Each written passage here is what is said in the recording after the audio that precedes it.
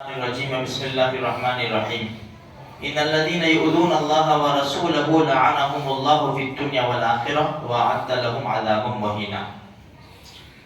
قرآن کہتا ہے کہ جو لوگ اللہ اور اس کے رسول کو تکلیف دیتے ہیں اللہ کی لعنت ہے ان کے اوپر اور ان کے لیے ذلت اور رسوائی والا عذاب تیار ہے۔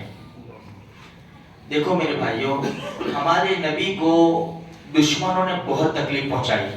خود اللہ کے رسول صلی اللہ علیہ وسلم فرماتے ہیں اللہ کے راستے میں جتنا میں ستایا گیا نا اور کوئی نہیں ستایا گیا۔ فرمایا فرعونی اشد من فرعون موسیٰ، میرا فرعون جو تھا نا ابو جہل، وہ موسیٰ علیہ السلام کے فرعون سے زیادہ سخت تھا۔ عبداللہ ابن مسعود رضی اللہ تعالیٰ عنہ فرماتے ہیں کہ اللہ کے رسول صلی اللہ علیہ وسلم حرم میں نماز پڑھ رہے تھے۔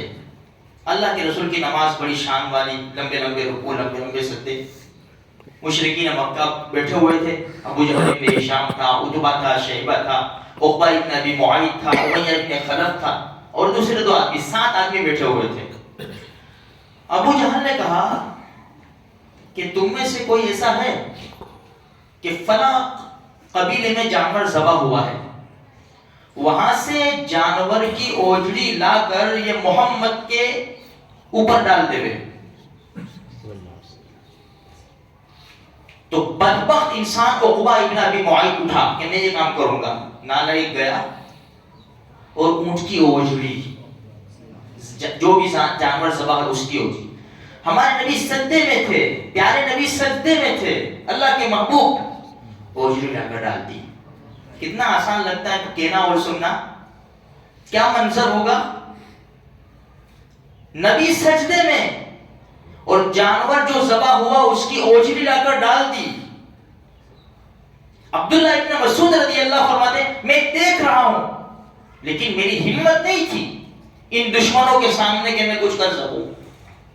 اتنے میں پیاری بیٹی لختے جگر نور نظر فاطمہ الزہرا رضی اللہ تعالی عنہا کو کسی نے کچھ کہا، بھاگتی ہوئی آئی اور اللہ کے رسول صلی اللہ علیہ وسلم اپنے پیارے ابو کے اوپر سے اوجی ہٹائی اور دشمنوں کو برا بھلا کہا۔ ہمارے نبی نے نماز کو ختم کیا، ہاتھ اٹھائے، اے اللہ عتبہ، شیبہ، ابو جہل کو ان کو پکڑ لے، ان کو پکڑ لے۔ یہ سب بدر میں مارے گئے، سب مارے گئے بدر کے اندر۔ جب ہمارے نبی جانے لگے چہرہ اداس تھا، ابو البختری سامنے سے آ رہا تھا، ابو البختری ہمارے نبی کے چہرے کو دیکھا کہ اداس سے ہاتھ پکڑ لیا۔ محمد کیا ہوا؟ فرمایا مجھے جانے دو، اللہ کے مجھے جانے دو۔ نہیں نہیں بتاؤ، نہیں مجھے جانے دو۔ اس رب کی قسم جو زیادہ جانتا ہے، جو سب کچھ جانتا ہے، میں نہیں جانے دوں گا، اب مجھے بتاؤ۔ دشمن ہے نا، ابھی فرمایا اللہ کے رسول نے پورا ماجرا بتا دیا۔ ہمارے نبی کا ہاتھ پکڑا، کہا چلو میرے ساتھ حرم میں۔ حرم میں گیا وہ لے کر، کون مدد کر رہا ہے دیکھو، کون مدد کر رہا ہے۔ حرم میں گیا اور کہا کہ عمرو، ابو جہل کا نام عمرو ابن ہشام، عمرو تیرے کہنے سے اونٹ کی، تیرے کہنے سے جانور کی اوجڑی ان کے اوپر ڈالی گئی؟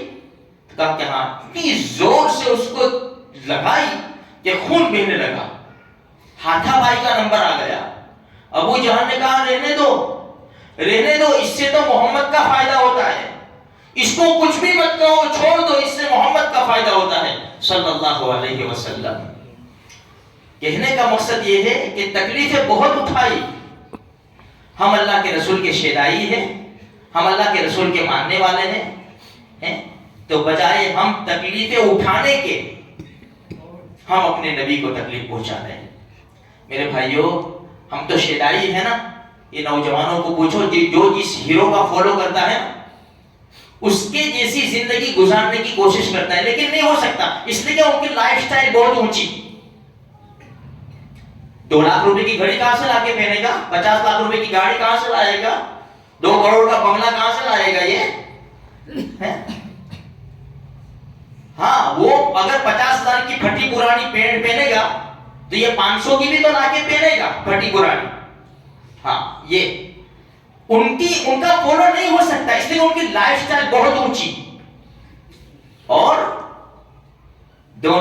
کے سردار امام الانبیاء محبوب کبریا رسالت امام صلی اللہ علیہ وسلم کی لائف کا کوئی فالو کرنا چاہے، غریب سے غریب آدمی، نہتا کمزور، وہ بھی ہمارے نبی کی لائف کا فالو کر سکتا ہے. اس لیے کہ نبی کی لائف سٹائل بہت سادہ اور بہت آسان. لقد کان لکم فی رسول اللہ اسوۃ حسنہ، ہم نے اللہ کے رسول کی زندگی میں پوری زندگی کو تمہارے لیے نمونہ بنا کر رکھا ہے کہ تم ایسی زندگی گزارو بس. تو میرے بھائیوں، کس کا فالو کرنا تھا اور کہاں چل گئے؟ چلے جا رہے، بہت دور چلے جائیں گے، نو انٹری آ جائے گی، واپس آنا بہت مشکل ہو جائے گا. اس لیے ابھی سے راستے کو پہچانو. ہم اپنے ایمان کے ہم ڈرائیور خود ہیں کہ کون سے راستے پہ جائیں گے تو ایمان صحیح سلامت رہے گا اور کون سے راستے پہ جائیں گے تو ہمارے ایمان کو خطرہ آ جائے گا.